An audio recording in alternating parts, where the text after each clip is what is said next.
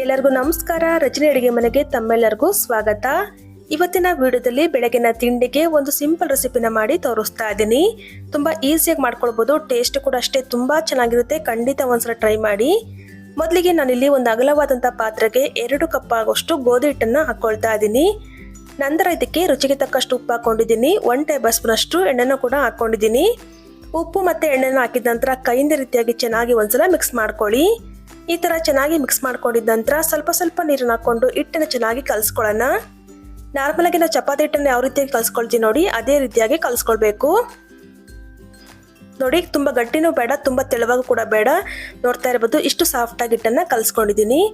ಇವಾಗ ಒಂದು ಮುಚ್ಚಳ ಮುಚ್ಚಿ ಒಂದು 10 ನಿಮಿಷ ಅಥವಾ ನಿಮಗೆ ಟೈಮ್ ಇತ್ತು ಅಂದರೆ ಒಂದು ಅರ್ಧ ಗಂಟೆ ಮುಚ್ಚಿ ಪಕ್ಕಕ್ಕೆ ಎತ್ತಿಟ್ಕೊಳ್ಳಿ. ಇವಾಗ ನೋಡ್ತಾ ಇರ್ಬೋದು ನಾನಿಲ್ಲಿ ಆಲೂಗಡ್ಡೆನ ಬೇಯಿಸಿಟ್ಕೊಂಡಿದ್ದೀನಿ. ಒಂದು 5 ಮೀಡಿಯಂ ಸೈಜ್ ಆಲೂಗಡ್ಡೆನ ಬೇಯಿಸಿ ಸಿಪ್ಪೆ ತೆಗೆದು ಎತ್ತಿಟ್ಕೊಂಡಿದ್ದೀನಿ. ಇವಾಗ ಸ್ಮ್ಯಾಶ್ ಮಾಡ್ಕೊಳ್ಬೋದು, ಇಲ್ಲ ಅಂತ ಹೇಳಿದ್ರೆ ಈ ಥರ ಗ್ರೇಟರಿಂದ ತುಳ್ಕೊಳ್ಬೋದು.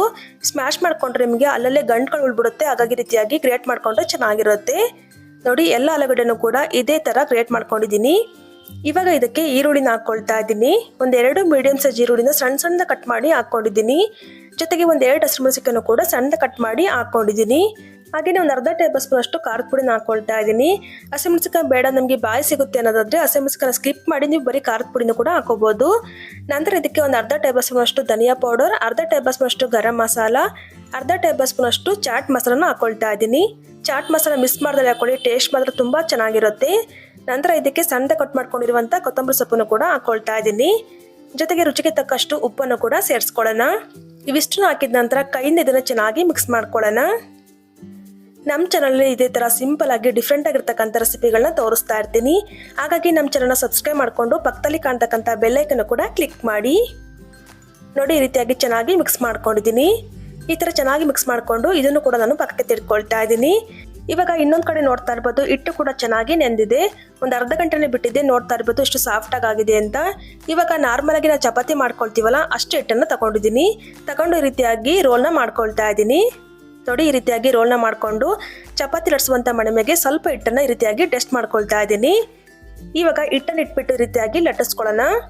ಹೊಸ್ದಾಗಿ ಯಾರಾದರೂ ಮಾಡ್ತಾ ಇದ್ರು ಕೂಡ ತುಂಬ ಚೆನ್ನಾಗಿ ಬರುತ್ತೆ. ಖಂಡಿತ ಒಂದ್ಸಲ ಟ್ರೈ ಮಾಡಿ. ನಾವು ನಾರ್ಮಲಾಗಿ ಪೂರಿ ಮಾಡ್ಕೊಳ್ತೀವಲ್ಲ ಆ ಒಂದು ಸೈಜಿಗೆ ರೀತಿಯಾಗಿ ಲಟ್ಟಿಸ್ಕೊಳ್ಬೇಕು. ನೋಡಿ ಈ ರೀತಿಯಾಗಿ ಲಟ್ಟಿಸ್ಕೊಂಡಿದ್ದೀನಿ. ಇವಾಗ ಸ್ಟಫಿಂಗ್ನ ರೆಡಿ ಮಾಡಿ ಇಟ್ಕೊಂಡಿದ್ವಲ್ಲ ಅದನ್ನು ಈ ರೀತಿಯಾಗಿ ಮಧ್ಯಭಾಗದಲ್ಲಿ ಇಟ್ಟು ನೀಟಾಗಿ ಕ್ಲೋಸ್ ಮಾಡ್ಕೊಳ್ಳಿ. ನೋಡಿ ಈ ಥರ ಕ್ಲೋಸ್ ಮಾಡ್ಕೊಂಡಿದ ನಂತರ ಎಕ್ಸ್ಟ್ರಾ ಇರುತ್ತಲ್ಲ ಆ ಹಿಟ್ಟನ್ನು ತೆಗೆದುಹಾಕೊಂಡು ಮತ್ತೆ ರೀತಿಯಾಗಿ ನೀಟಾಗಿ ಕ್ಲೋಸ್ ಮಾಡ್ಕೊಳ್ಳಿ. ಇವಾಗ ಈ ರೀತಿಯಾಗಿ ಸ್ವಲ್ಪ ಪ್ರೆಸ್ ಮಾಡ್ಕೊಳ್ತಾ ಇದ್ದೀನಿ. ಈ ಥರ ಮಾಡ್ಕೊಳ್ಳೋದ್ರಿಂದ ನಮಗೆ ಸ್ಟಫಿಂಗ್ ಎಲ್ಲ ಕಡೆನೂ ಕೂಡ ಈಕ್ವಲ್ ಆಗಿ ಸ್ಪ್ರೆಡ್ ಆಗುತ್ತೆ. ನೋಡಿ ಈ ರೀತಿಯಾಗಿ ಪ್ರೆಸ್ ಮಾಡ್ಕೊಂಡಿದ್ದ ನಂತರ ಸ್ವಲ್ಪ ಒಣ ಹಿಟ್ಟನ್ನು ಹಾಕೊಂಡು ಲಟ್ಟಿಸ್ಕೊಳ್ಳೋಣ. ನಿಮಗೆ ಯಾವ ಸೈಜ್ ಬೇಕೋ ಆ ಸೈಜ್ಗೆ ನೀವು ಲಟ್ಟಿಸ್ಕೊಳ್ಬೋದು. ಜಾಸ್ತಿ ಪ್ರೆಸರ್ ಕೊಟ್ಟು ಲಟ್ಸ್ಕೊಳಕ್ಕೆ ಹೋಗಬಾರ್ದು. ಲೈಟಾಗಿ ರೀತಿಯಾಗಿ ಪ್ರೆಸ್ ಮಾಡ್ಕೊಳ್ಳಿ. ನೋಡಿ ಇಷ್ಟು ಅಗಲವಾಗಿ ನಾನು ಲಟ್ಟಿಸ್ಕೊಂಡಿದ್ದೀನಿ. ಇವಾಗ ಇದ್ರ ಮೇಲ್ಗಡೆ ಸ್ವಲ್ಪ ಎಣ್ಣೆನ ರೀತಿಯಾಗಿ ಹಚ್ಕೊಳ್ತಾ ಇದ್ದೀನಿ. ಸುತ್ತಲೂ ಕೂಡ ಇದೇ ರೀತಿ ಎಣ್ಣೆ ಹಚ್ಕೊಳ್ಳಿ. ನೋಡಿ ಈ ಥರ ಎಣ್ಣೆನ ಹಚ್ಕೊಂಡಿದ್ದ ನಂತರ ಸ್ವಲ್ಪ ರೀತಿಯಾಗಿ ಮೇಲ್ಗಡೆ ಬಿಳಿ ಎಳ್ಳನ್ನು ಹಾಕೊಳ್ತಾ ಇದ್ದೀನಿ. ಬಿಳಿ ಎಳ್ಳಿದ್ರೆ ಬಿಳಿ ಎಳ್ಳು ಹಾಕೊಳ್ಳಿ, ಇಲ್ಲ ಅಂತ ಹೇಳಿದ್ರೆ ಕಪ್ಪೆಳ್ಳಿತ್ತು ಅಂದ್ರೆ ಕಪ್ಪೆಳ್ಳು ಹಾಕೊಳ್ಳಿ. ಹಾಗೆಯೇ ಮೇಲ್ಗಡೆ ಸ್ವಲ್ಪ ಕೊತ್ತಂಬರಿ ಸೊಪ್ಪನ್ನು ಕೂಡ ಸಣ್ಣ ಕಟ್ ಮಾಡಿ ಹಾಕೊಳ್ತಾ ಇದ್ದೀನಿ. ಇವಾಗ ಲಟ್ಟಣಿಗೆ ರೀತಿಯಾಗಿ ಲೈಟಾಗಿ ಪ್ರೆಸ್ ಮಾಡ್ಕೊಳ್ಳಿ. ಇದು ಕಂಪ್ಲೀಟ್ಲಿ ಆಪ್ಷನಲ್ಲು, ಬೇಕಿದ್ರೆ ಮಾಡ್ಕೊಳ್ಬೋದು, ಬೇಡ ಅಂತ ಸ್ಕಿಪ್ ಮಾಡ್ಬೋದು. ನೋಡಿ ಈ ರೀತಿಯಾಗಿ ಲೈಟಾಗಿ ಪ್ರೆಸ್ ಮಾಡ್ಕೊಂಡಿದ್ದೀನಿ. ಇವಾಗ ಇದನ್ನು ಹೆಂಚ್ ಮೇಲೆ ಹಾಕೊಂಡು ಬೇಯಿಸ್ಕೊಳ್ಳೋಣ. ಇವಾಗ ಇನ್ನೊಂದು ಕಡೆ ತವನು ಕೂಡ ಚೆನ್ನಾಗಿ ಬಿಸಿಯಾಗಿದೆ. ಕಾದಿರುವಂಥ ತವದ ಮೇಲೆ ಹಾಕ್ಕೊಳ್ತಾ ಇದ್ದೀನಿ. ಹಾಕಿದ ತಕ್ಷಣ ತಿರ್ಸೋದಕ್ಕೆ ಹೋಗಬಾರ್ದು. ಒಂದು 30 ಸೆಕೆಂಡ್ ಬಿಟ್ಟ ನಂತರ ಈ ರೀತಿಯಾಗಿ ಉಲ್ಟಾ ಮಾಡಿ ಹಾಕೊಳ್ಳಿ. ಇವಾಗ ನೋಡಿ ಈ ರೀತಿಯಾಗಿ ಉಲ್ಟಾ ಮಾಡಿ ಹಾಕೊಂಡು ಬೇಯಿಸ್ಕೊಳ್ತಾ ಇದ್ದೀನಿ. ಮೇಲ್ಗಡೆ ಸ್ವಲ್ಪ ಈ ರೀತಿಯಾಗಿ ಎಣ್ಣೆ ಹಚ್ಕೊಳ್ತಾ ಇದ್ದೀನಿ. ಎಣ್ಣೆ ಇಲ್ಲ ಅಂತ ಹೇಳಿದ್ರೆ ತುಪ್ಪ ಅಥವಾ ಬೆಣ್ಣೆನಾದರೂ ಹಚ್ಕೋಬೋದು. ಹಚ್ಕೊಂಡು ಉರಿನ ಮೀಡಿಯಂ ಫ್ಲೇಮ್ಲಿ ಇಟ್ಕೊಂಡು ಇದನ್ನ ಚೆನ್ನಾಗಿ ಬೇಯಿಸ್ಕೊಳ್ಬೇಕು. ಸ್ವಲ್ಪ ಇದು ಕಲರ್ ಚೇಂಜ್ ಆಗಬೇಕು. ನೋಡಿ ಈ ರೀತಿಯಾಗಿ ಮತ್ತೆ ಉಲ್ಟಾ ಮಾಡಿ ಹಾಕೊಳ್ತಾ ಇದ್ದೀನಿ. ನೋಡಿ ಇವಾಗ ಈ ರೀತಿಯಾಗಿ ಮತ್ತೆ ಉಲ್ಟಾ ಮಾಡಿ ಹಾಕೊಂಡು ಚೆನ್ನಾಗಿ ಬೇಯಿಸ್ಕೊಂಡ್ರೆ ಆಯಿತು. ಉರಿ ಮಾತ್ರ ಮೀಡಿಯಂ ಫ್ಲೇಮ್ಲಿ ಇಟ್ಕೊಂಡು ಬೇಯಿಸ್ಕೊಳ್ಳಿ. ತುಂಬ ಚೆನ್ನಾಗಿರುತ್ತೆ. ಮಕ್ಕಳಿಗೆ ರೀತಿಯಾಗಿ ಮಾಡಿಕೊಟ್ರೆ ತುಂಬಾ ಇಷ್ಟಪಟ್ಟು ತಿಂತಾರೆ.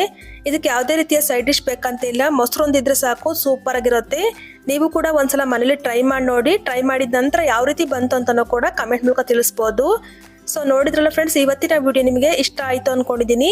ಇಷ್ಟ ಆಗಿದ್ದರೆ ವಿಡಿಯೋಗೊಂದು ಲೈಕ್ ಮಾಡಿ, ಹಾಗೆ ಫ್ರೆಂಡ್ಸ್ ಫ್ಯಾಮಿಲಿ ಕೂಡ ಶೇರ್ ಮಾಡಿ. ಇದೇ ಥರ ಮತ್ತಷ್ಟು ಸಿಂಪಲ್ ಆ್ಯಂಡ್ ಕ್ವಿಕ್ ರೆಸಿಪಿಗಾಗಿ ದಯವಿಟ್ಟು ರಜನಿ ಅಡುಗೆ ಮನೆ ಚಾನಲ್ನ ಸಬ್ಸ್ಕ್ರೈಬ್ ಮಾಡಿಕೊಂಡು ಸಪೋರ್ಟ್ ಮಾಡಿ. Thank you for watching.